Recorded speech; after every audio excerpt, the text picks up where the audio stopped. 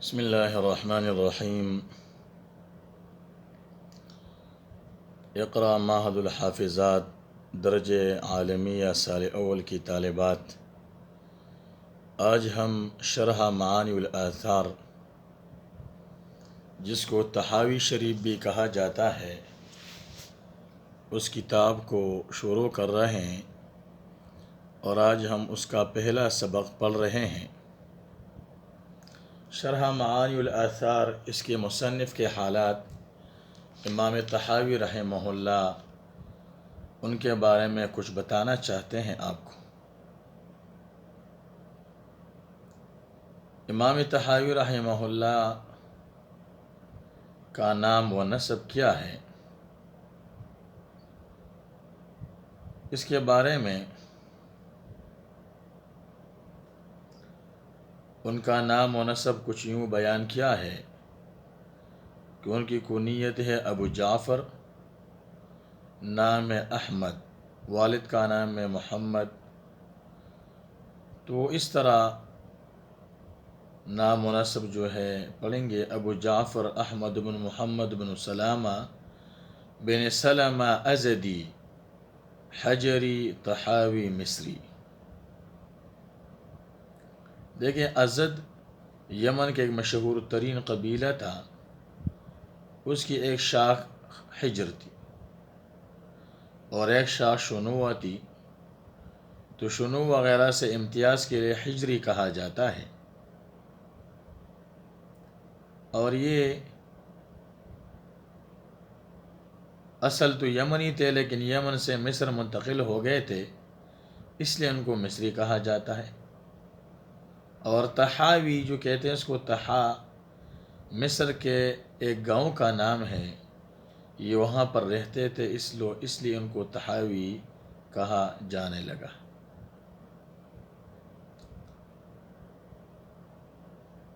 ان کی ولادت کے بارے میں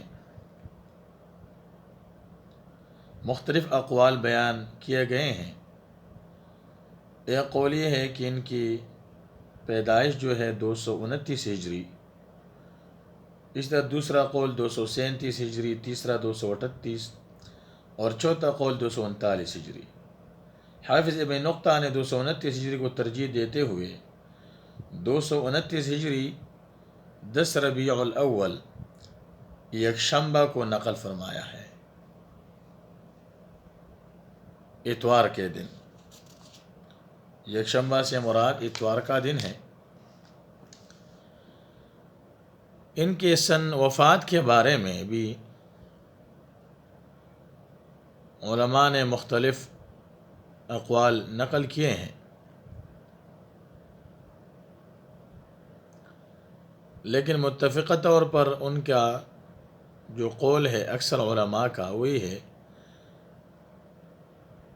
کہ 321 ہجری 30 شوال جمعرات کی رات جو ہے مقام مصر میں ان کا انتقال ہوا۔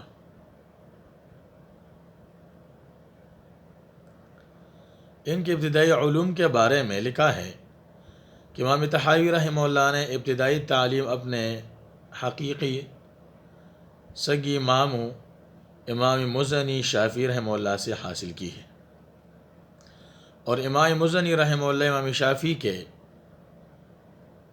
بڑے شاگردوں میں سے تھے۔ امام طحاوی نے پہلے امام مزنی سے تعلیم حاصل کر کے انہی کا مذہب شافعی کو اختیار کر لیا تھا، لیکن بعد میں جب امام احمد بن ابی عمران حنفی مصر کے قاضی بن کر تشریف لائے تو ماموں کا حلقہ اور ان کا مذہب ترک کر کے امام احمد بن ابی عمران حنفی کا حلقہ درس اور انہی کا مسلک مذہب حنفیت اختیار کر لیا۔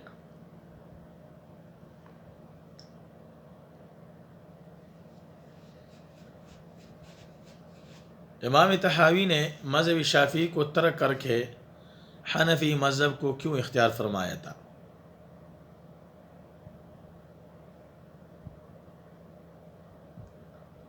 اس کے بارے میں دو قول نقل کیے جاتے ہیں،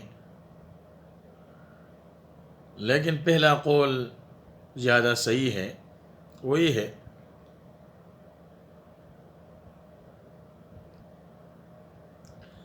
کہ علامہ محمد بن احمد شروطی نے خود امام طحاوی سے پوچھا کہ آپ نے شافعیت کو کیوں چھوڑا؟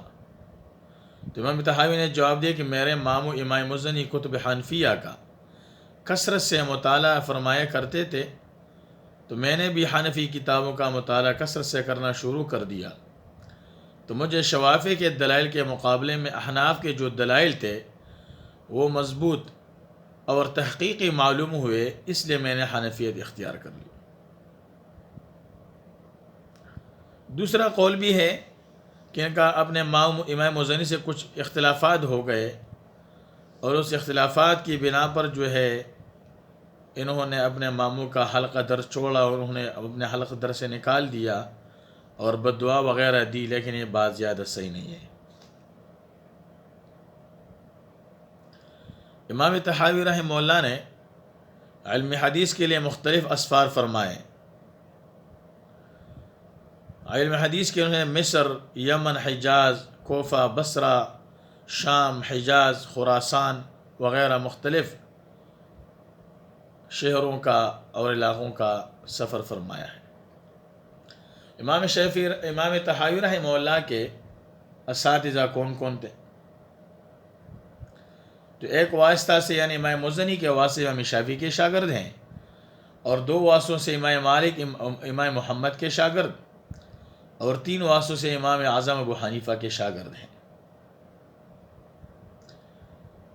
جن علماء سے اور اساتذہ سے اپنی کتاب معامل آثار میں حدیث نقل فرمائی ہیں وہ کل 26 اساتذہ ہیں، اور وہ مشائخ اور اساتذہ جن سے صرف مشکل آثار میں حدیث نقل فرمائی ہیں وہ اساتذہ کل 135 ہیں، اور دونوں کے مجموعہ سے جو احادیث نقل فرمائی ہیں وہ کل 88 ہیں، یعنی دونوں کتابوں میں جن مشائخ سے احادیث نقل فرمائی ہیں ان کی تعداد 88 بنتی ہے۔ مجتہدین میں امام طحاوی کا درجہ کیا تھا، تو اس کے لیے آپ کو جو طبقات ہیں مجتہدین کے کل 7 طبقات جو ہیں نقل کیے جاتے ہیں، ان طبقات کو آپ کو سمجھنا ہوگا کہ وہ طبقات کیا ہیں، اور ان طبقات کو آپ کو یاد کرنا پڑے گا۔ انشاءاللہ وہ آئندہ درس میں آپ کو پڑھائیں گے۔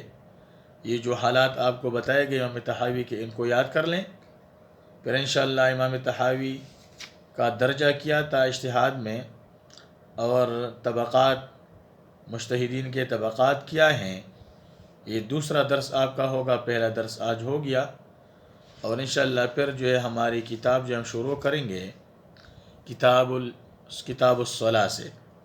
یہ کتاب تو شروع ہے کتاب الطہارہ، لیکن ہمارا جو نصاب ہے وہ کتاب الصلاۃ سے شروع ہو رہا ہے اور کتاب الجنائز تک ہیں۔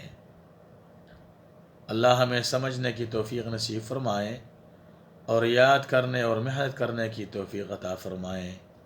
وآخر دعوانا الحمدللہ رب العالمین۔